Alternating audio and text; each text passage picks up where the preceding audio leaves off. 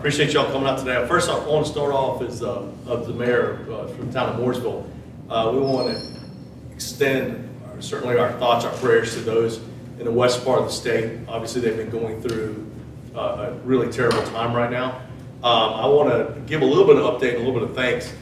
Certainly, we were fortunate enough to get to where we didn't have a lot of damage, but because we're the home to Lowe's and the home to Niagara Water, we've certainly been a place where so many of the resources necessary to go west have been able to stem from this town. And certainly we have been involved in so much of that. And I want to give a shout out, first of all, to the citizens. We've had thousands of people who have tried to make a real impact to our neighbors to the west, gathering up resources and helping to get it west. Got to give a great shout out again to our corporate partners. Lowe's has been absolutely unbelievable of getting the resources out of their stores out to the public, and so much of it without charging any of the towns in the west anything for it, just wanting to get some day-by-day resources that were needed. Obviously, Niagara's been shipping water by the truckloads to the west part of the state, so we got to give a great thanks to them. And then there's even parts that people never realize. Like I want to make sure to say thank you to Polaris, whose CFO resides here, and they sent generators to North Carolina in order to see Bob Mack make sure that he said, hey, we take care of our own. So they're sending hundreds of generators and UTVs here to go ahead and take care of it. Polaris was based out of Minnesota, but their CFO is based here out of Mooresville, and went out of their way to make sure that more resources were being coming to this area. And you just can't thank people enough. And I want to give a special thanks. I think it's been very difficult with the state and feds. As we know, government moves somewhat slowly, but I do want to give a great thanks. We've had Colonel Wade Poovey from the Army National Guard reached out to ask what they could do to help facilitate. And obviously, Attorney General Josh Stein's office also reached out to see where they could help us work through some of the state bureaucracy. So we do want to give appreciation where it's due that there's been such a lack of communication of how to get those resources out. So the ones that have been calling us, we're very thankful for that. And we're going to continue to pray and continue to gather resources, continue to help our neighbors to the west. And certainly Mooresville, we stand with our neighbors, and we're always going to be there to help when we can. And with that, I'll turn it over to our Chief of Police, Ron Capuchani. Thanks, Mayor. We've sent, just so you understand before we get into this, we've sent dispatchers up to the western part also. We have some officers that are going to be going up there also to help out, because that's still an ongoing situation. So hopefully everything will turn out for the best. So my name's Ron Capuchani, for those of you that have not been here before, those of you that have been. I'm going to read a prepared statement. You will get a copy of that when you leave. The way we've done these, the way we usually do these press conferences is I usually have my command staff with me, and then depending on what the investigation is, some of the people that worked on that investigation. This is much different. So it's important that you understand who's here and why they're here. This is a much different press conference than what we've done in the past. So you just heard from the mayor. The mayor is here. Commissioner Gary West is to my right. Commissioner Will Avens is to his right, and Town Manager Tracy Jerome is to Commissioner Avens' right. So the other commissioners all wanted to be here, but they had jobs that didn't permit them to be here today. But I can tell you that the board on this issue is speaking with one voice. So it's important that you understand the dynamics here before we get into this. So I'll read this statement, and then I'll take any questions you might have, and the mayor may have something to say also after this. On Friday, July 28, 2023, information was provided to MPD command staff that an officer allegedly engaged in sexual misconduct with a minor. MPD immediately began investigating the allegations and suspended the officer pending the outcome of the investigation. Based on the information obtained during the investigation, Mooresville Police Department obtained search and arrest warrants on August 1st, 2023. With assistance from the Catawba County Sheriff's Office on Wednesday, August 2nd, 2023, Officer Matthew Beebe, 37, of Sherrills Ford, was arrested, charged with 4 counts of third-degree sexual exploitation of a minor. Beebe was placed in Iredell County Detention Center at the time under a $60,000 secured bond. As I stated in the original press release when this occurred, the Mooresville Police Department acted quickly, fairly, and decisively on this issue. We were as alarmed as the public was with these allegations. We knew it would be a black mark against the department, but we believed then, as we do now, that moving quickly on this and being as transparent as we could with the public would be the only appropriate course of action for us to take. We also knew by the evidence that we gathered that there would be additional charges against BB and the chance for additional victims to be identified. The district attorney in Iredell County felt that there could be a conflict with her office prosecuting BB, and because of the number of times he had testified in court for the prosecution, as a result, a special prosecutor was named. As we anticipated, there was evidence seized at BB's home in Catawba County. Based on this evidence, additional charges were filed against BB. This was now a joint investigation. The Mooresville Police Department and the Catawba County Sheriff's Office focused on making a prosecutable case against BB.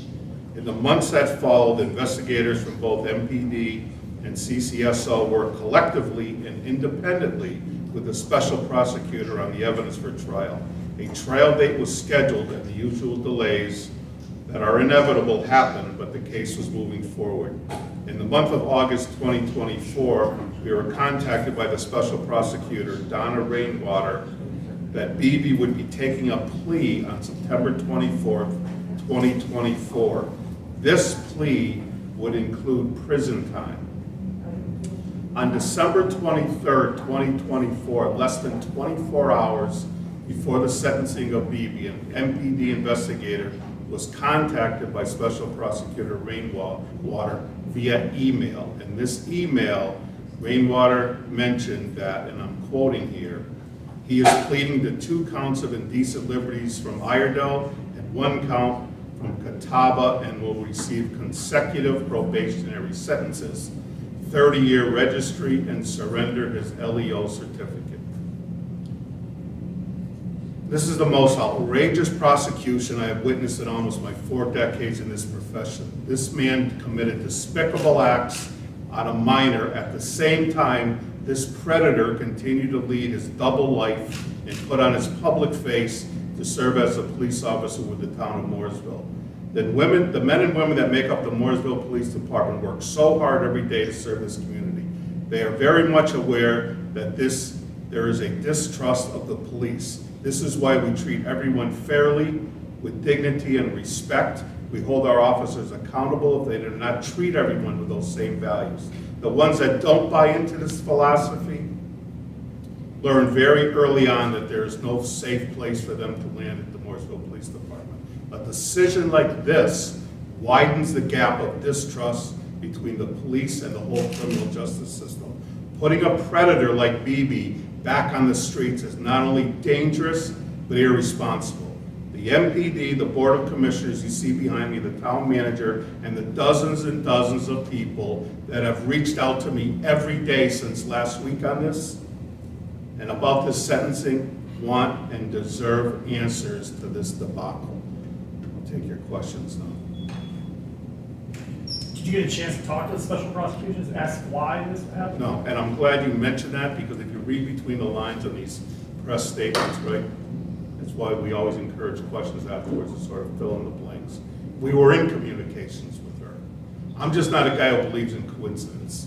We had been in communications with her, they've always been over the phone, and then all of a sudden, when this decision, we know that he's gonna be serving prison time. That was the last contact with her, it was probably a month earlier. Now all of a sudden, less than 24 hours before he's sentenced, we get an email saying just the absolute opposite from what we heard. I'll let you figure that out for yourself, but I think that's a good question that they need to answer, because I don't understand that one either. Could you read the charges again? Yeah, the original charges were, he was charged with 4 counts of third-degree sexual exploitation of a minor. But then there was charges that Catawba County also have. I'm not familiar with those, because we're working, like I said, a joint but dual investigation at the same time. They had their own charges. He lived out there. They did a search warrant on his house. They recovered evidence out there. So they had their own charges that they also went forward with. Don't know what happened with those charges. Again, we weren't told anything like that. Those were in addition? Yeah, exactly. And then these new charges against the prosecuting attorney, what are they? I don't know what they took. So they took our charges and went forward on one of our charges and one from Catawba County, but there are many more. Not sure why they didn't go forward with these. The mayor may want to say something. Sure, thank you, Chief. Well, first of all, I appreciate the chief, and I can't help but reiterate what he said. We have truly the best police officers in the country who take such pride in protecting the public.